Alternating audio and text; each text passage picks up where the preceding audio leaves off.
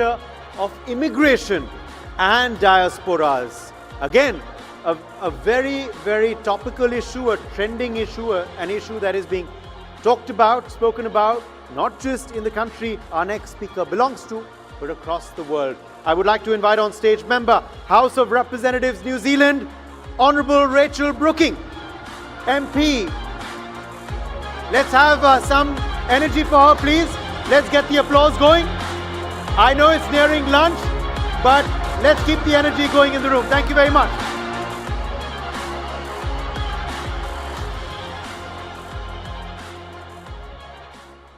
Kia ora koutou. I'm Rachel Brooking and I am from New Zealand, and I'm the Member of Parliament for a place called Dunedin. I was previously, in the previous government, the Minister for Oceans and Fisheries, Food Safety and Associate Environment and Associate Immigration. So I think that is why I'm talking today on this topic.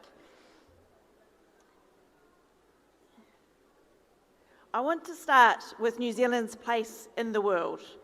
As you can see from this slide, New Zealand is, of course, at the centre of the world. We are also very far away from anywhere else. We have some islands nearby, and then the nearest big landmass is Australia, and that is a 3-hour flight. So it is a long way away. And I say that to set the scene because our immigration issues in New Zealand are quite different from the rest of the world.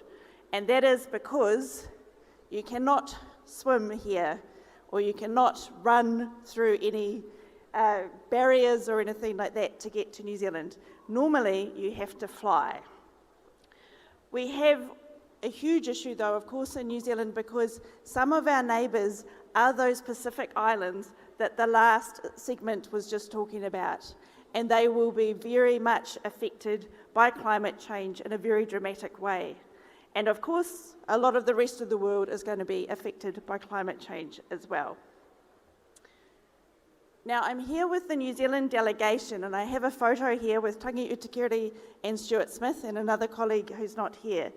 And I just want to note that this is a cross-party delegation from New Zealand, and that's important because mostly in New Zealand, immigration has not been an overly politicised issue that we see in some other places in the world. And on that cross-party note, last year, the Prime Minister of New Zealand, who is not from my party, he's from a different party, he came to India with a large contingent of people, and some of them were party members from my political party. So it was cross-party, and we are all very invested in our relationship with India, and of course it included many diaspora from India who are now in New Zealand. New Zealand is also different from a lot of other places because we have a Treaty of Waitangi, and this was signed in 1840. And this is relevant to immigration because, of course, before there were Europeans in New Zealand, there were Māori. Māori tribes had been in New Zealand for a long time, and when Europeans and other people came in the early 1800s or 1900s, they had a good economy that was already going, and there was a need then for the British to control its own citizens who had moved to New Zealand. So this treaty was signed, and it enabled my ancestors to come to New Zealand. So of course that treaty was signed with Queen Victoria, who I know India also knows about, and it's important to note that not everybody who came to New Zealand at that early stage of our young country in terms of non-Māori populations were Chinese gold miners that came in the 1860s. There were some Indians that came in the 1890s, and of course many other people as well.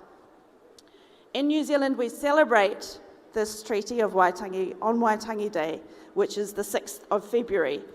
And this is a recognition of the bicultural approach in New Zealand, that we have Māori and then the Crown, which represents everyone else. So within that everyone else, New Zealand is a very multicultural society, especially now.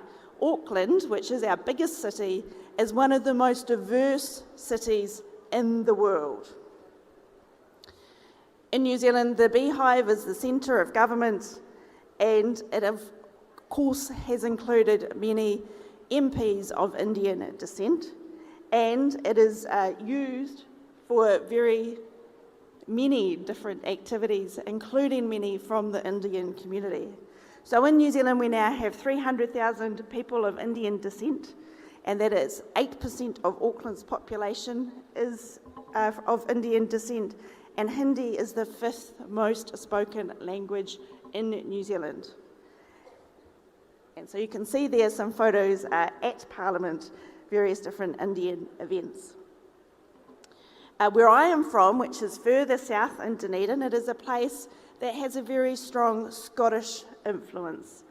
And you see here a castle, Larnax Castle, and I mention this because, of course, there have been many waves of immigration in New Zealand, just as there have been in many other parts of the world. So, of course, there were Māori first, then there was Scottish, and then a whole lot of other people that came, in particular because of the university in Dunedin. And that is, in fact, why I live there, and I'm lucky to represent it. We've had a large increase in Indian by descent people in Dunedin, and in fact in New Zealand. Some of that has been because there's been very specific skill sets that New Zealand has needed. So, for instance, we had a big rollout of broadband in New Zealand some years ago now, and to do that, we did not have the skill sets in New Zealand, so a lot of Indian people came to help with that. We also have, as I said, the University of Otago, and also a really great polytechnic in Dunedin as well. And so these places have always had a very international flavour to them that has been embraced. It's a great place to be, and of course has international students as well as the academic staff. I want to talk briefly on the benefits of connection, because I'll go back. These are some events in Dunedin on the screen here. You can see with our Indian community, and there recently was the Indian High Commissioner to New Zealand who has just returned home. On the benefits of connection, we can, of course, do so much today together. And the woman on this screen, she was a refugee to New Zealand, and she has started a company, and I'm wearing one of her outfits at the moment, because she works very closely with India using organic cotton, and then everything else is a natural fabric that is used. So this is a great, in terms of a circular economy that the Chief Minister was talking about before. These clothes can go back into the ground as biochar, which is a great innovation and something that New Zealand and India is doing together. And of course, the diaspora can provide many of those important connections, but also a different perspective on what a home country might be doing or might not be doing, and how other people can do things differently. And when people do things differently, there is always something to learn from that.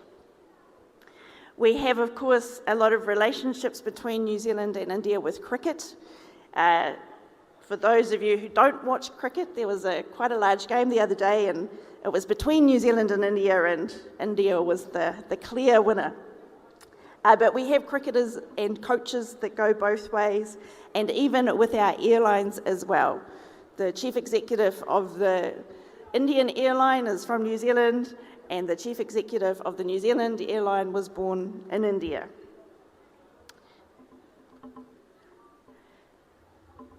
So here are just some pretty pictures of New Zealand, because it's a great place, and I encourage everybody to come and visit it.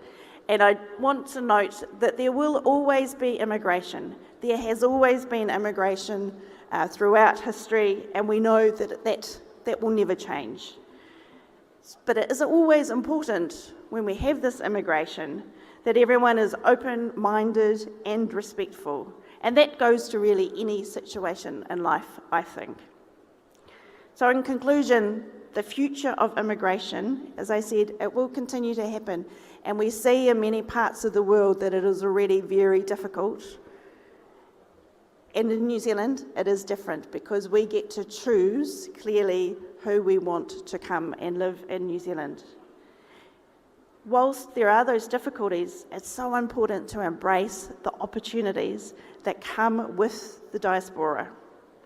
We know that they bring those connections and perspective, and we should embrace those. So on that positive note, I want to thank you very much for having me to India for my first time and the first time of my colleagues, and we very much hope to continue these relationships and discussions.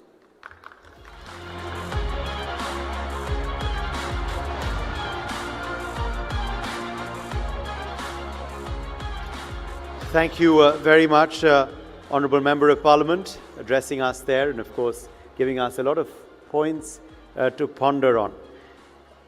And now we turn to another special segment at NXT 2026. As day 3 now slowly moves into the afternoon phase, where we're going to be focusing on Next in Deep Seas, and to speak about Next in Deep Seas, and in particular about the future of mining and the oceans. The oceans are seeing a lot of activity these days.